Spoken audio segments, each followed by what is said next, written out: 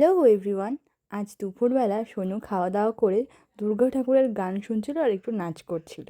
তারপর বিকেলবেলা সোনু যখন ঘুমিয়েছিল, মা আর বাবা বেরিয়েছিল হসপিটালে, কারণ বাবার চোখের স্ক্যান ছিল। আর ঘুম থেকে ওঠার পর সোনুকে খাওয়াতে বা খাবার গরম করতে আমার বেশ অসুবিধা হচ্ছিলো, তাই আমি পিঙ্কিদিকে ডেকেছিলাম। তারপর আমার হাতে তো সোনু আর খায়নি, পিঙ্কিদিই ওকে খাইয়েছিল সন্ধেবেলার খাবারটা। তারপর আমরা টাইম পাস করার জন্য আমাদের বিয়ের ভিডিওটা চালাই, কিন্তু আমাদের বিয়ের ভিডিওটা যে যে পরিমাণ বড়, কারণ প্রায় 3 ঘন্টার মতো বড় পুরো ভিডিও শেষ করতে গেলে। তারপর আমাদের ভিডিওটা বন্ধ করে পিঙ্কিদিদের বিয়ের ভিডিওটা চালাই, কারণ সেটা আমার দেখাই হয়নি। ওদের বিয়ের ভিডিওটা ছিল খুবই সুন্দর, আর অনেক সুন্দর সুন্দর গানও ছিল, যেটা দেখে সোনু তো নাচতেই রয়েছিল। আর আজকে রাত্রে আমাদের সকলের, মানে পাড়ার বেশিরভাগ সকলেরই নেমন্তন্ন আছে। তো আমরা সবাই অপেক্ষা করছিলাম কখন মা বাবা আসবে, তারপর আমরা সবাই মিলে একসাথে রেডি হব আর তারপর যাব নেমন্ত্রণ বাড়িতে।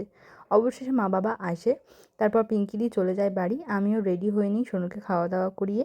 রেডি হয়ে ক্যামেরাটা অন করতে না করতেই শুরু হয়ে যায় আমার আর পাপায়ের ঝগড়া। আমাদের 24 ঘন্টায় 42 বার এরকম ঝগড়া হতেই থাকে, আর মা আমাদের ধমক দিয়ে দিয়ে শুধু চুপ করিয়ে দেয়। তারপর সবাই দলবল বেঁধে চলে যায় এই পুচকেটার অন্নপ্রাশনে। আর এই পুচকেটাকে দেখো কি সুন্দর, একজন ওকে ফোন দেখাচ্ছে আর ও পোজ দিয়ে ছবি তুলে যাচ্ছে। আমরা ওকে গিফট দিয়ে ওর বাবা মার সঙ্গে দেখা করে তারপর চলে যাই স্টার্টার খেতে। স্টার্টারে ছিল মোমো। মোমোর ভেতরে স্টাফিংসটা খেতে তো বেশ ভালোই ছিল, কিন্তু সোনার ঝাল লাগছিল বলে ও আর খেতে পারেনি।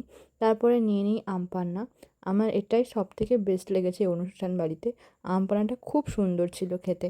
সবাই মিলে গল্প করতে করতে আমপান্না খেয়ে ছবি তুলে তারপরে চলে যাই আমরা ওপরে খাওয়া দাওয়ার জায়গায়।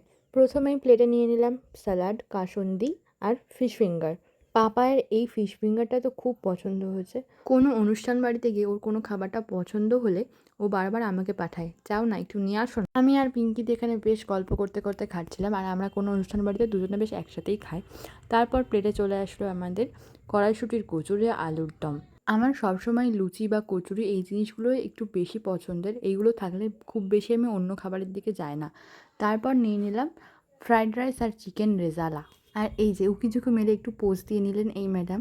ফ্রাইড রাইস আর চিকেনের কম্বিনেশনটা আমাদের মোটামুটি লেগেছিলো। তারপর দিদি বললো যে কচুরি দিয়ে চিকেনটা খা, বেশ ভালো লাগছে খেতে। তারপর সবাই মিলে সেটাই খাই আমরা।